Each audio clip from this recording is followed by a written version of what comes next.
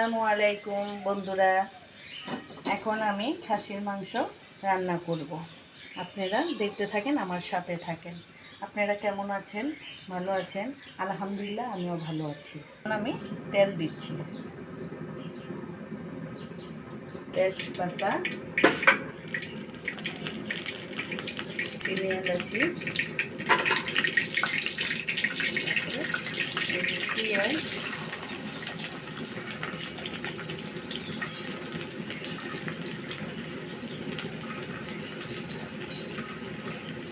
আমি ঝটপট রান্না করব। খাসির মাংস লাল করবো।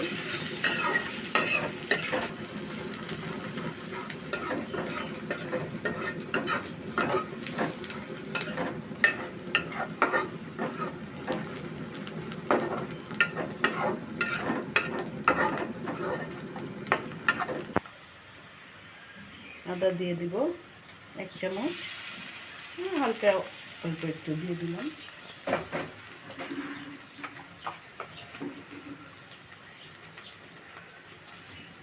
এক চামচ জিরা বাটা,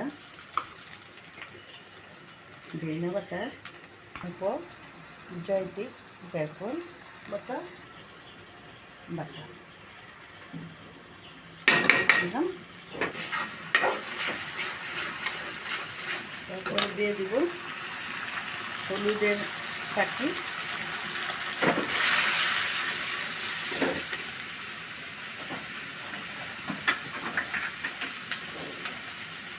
তারপরে দিয়ে দেব মরিচের পাখি, 1 চামচ মরিচের পাখি।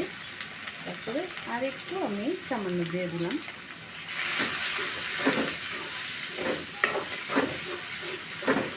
দিয়ে দেবো একটু পানি,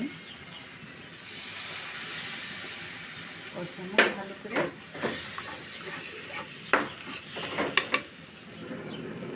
তারপরে মতো লবণ দিয়ে দিলাম। তবে এখন আমি ভালো করে কষাবো। ভালো করে কষাইলে আদা রসুনের গন্ধটা চলে যাবে। এখানে দিয়েছি আদা, জিরা, দারচিনি, এলাচি, তেজপাতা, মরিচের পাখি, হলুদের পাখি, দিয়ে হয়েছে গরম মশলা দেওয়ার পর। হ্যালো বন্ধুরা, এই যে দেখুন কত সুন্দর তেল ফুটছে। এখন আমার মশলা কষাই হয়ে গেছে ভালো করে। এই যে দেখুন কত সুন্দর তেল উঠেছে, তার মানে মশলা কষাই হয়ে গেছে। আমি এখন আমি একেবারে সহজভাবে রান্না করলাম, বেশি মশলা না, কোনো ইয়েও না, একেবারে হালকা পাতলাই রান্না করলাম।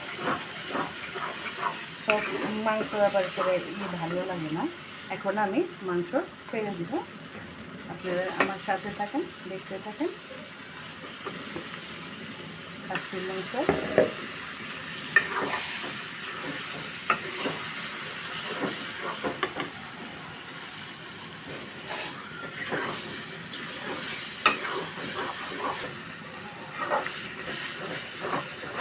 একেবারে ভালো করে নেড়ে চেড়ে ছেড়ে করবো, ভালো করে কষাবো। হালকা মশলায় অনেক সুন্দর গাছের মতো আর কি।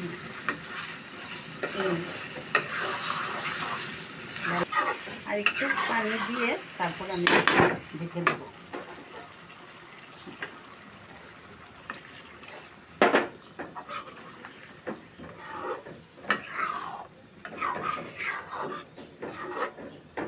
এখন ঢাকনা দিয়ে ঢেকে একটু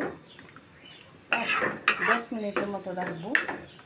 তারপরে আমি ঢাকনা খুলে আবার দেখবো। এখন আমি ঢেকে দিব।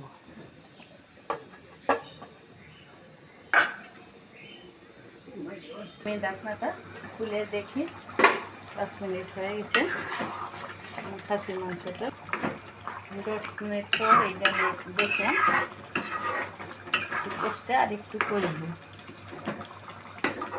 10 মিনিট পর আবার একটু খোলা দেখুন হয়েছে নাকি দেখি। এখন আমি ঢাকনা রেখে দিলাম। 10 মিনিট হয়ে গেছে, আমি এখন ঢাকনা খুলে দেখব। দেখছো কত সুন্দর তেল ছাড়ছে।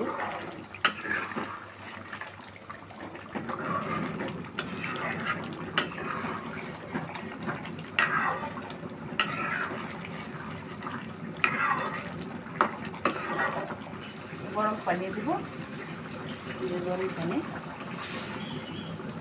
পানি দিলাম। গরম পানি দিয়ে একটু আটরি কষে নিলে তারপরে আমি 10 মিনিটের মতো আমি ঢেকে রাখবো। মাংসটা দেখবো হয়ে গেছে।